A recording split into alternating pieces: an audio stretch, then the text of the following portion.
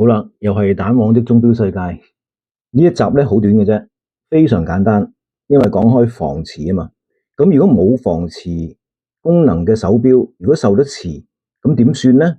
咁通常咧一般咧，初初嗰隻錶咧係會行得好快嘅，即係比佢平時量度嘅走時嘅誤差咧，佢會係突然間快咗好多噶。咁正如頭先我講過啦嚇，因為磁力會令到游絲可能會黐埋一齊啦，咁所以令到個游絲嘅有效長度咧就會縮短咗啦。咁游絲縮短咗，其實就係會令到個走時會快咗好多噶。咁因為炒埋一嚿咁樣啊嘛。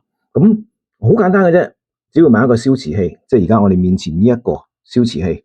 咁呢個消磁器咧，其實就我會推薦大家買一個專業少少噶啦。咁呢個係叫做 EMMA 嘅消磁器。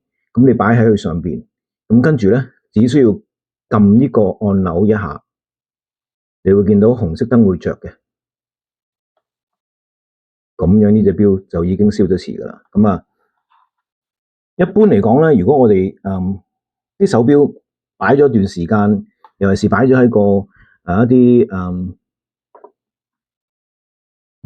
接近摩打啊、喇叭啊，或者係任何電腦啊、屏幕啊、平板電腦啊、等等呢啲，其實都會或多或少會有啲磁力嘅裝置咧。其實我哋間唔中咧，應該都要攞呢啲非防磁效能嘅手錶嚇，對防磁方面咧唔係話好特別出色嘅手錶咧，間唔中咧要做一個消磁嘅。咁1秒鐘，其實咧呢隻錶咧就已經消咗磁噶啦。咁試一試俾大家睇下。呢個咧因為時間關係啦，咁我就將呢啲金屬嘅物件咧預先接受咗磁化咗佢先。呢啲扣針同埋萬字夾咧就已經預早磁化咗。咁我放喺呢一個消磁器上邊。連埋個螺絲批啦，因為個螺絲批其實都受到磁啦，咁我哋就一齊消磁。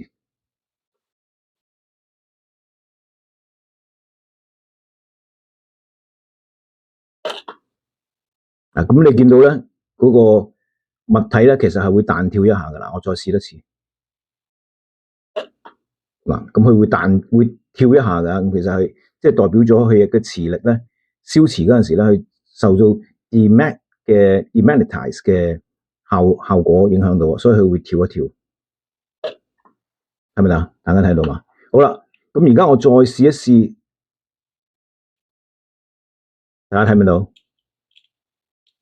呢支螺絲批就再唔能夠再俾呢啲磁力互相攝起咗啲萬字夾啦，啲萬字夾都冇晒磁力啦，係咪啊？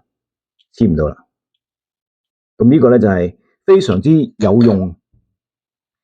價錢其實亦都唔算貴啦嚇。咁而家市面上我估大概係1000零2000蚊度啦呢部機。咁我覺得非常之好用。如果大家係愛惜你哋嘅手錶，咁間唔中為你嘅手錶消磁，買呢個專業嘅消磁器 EMMA Watch and Tools Anti-Mag。多謝大家收睇，拜拜。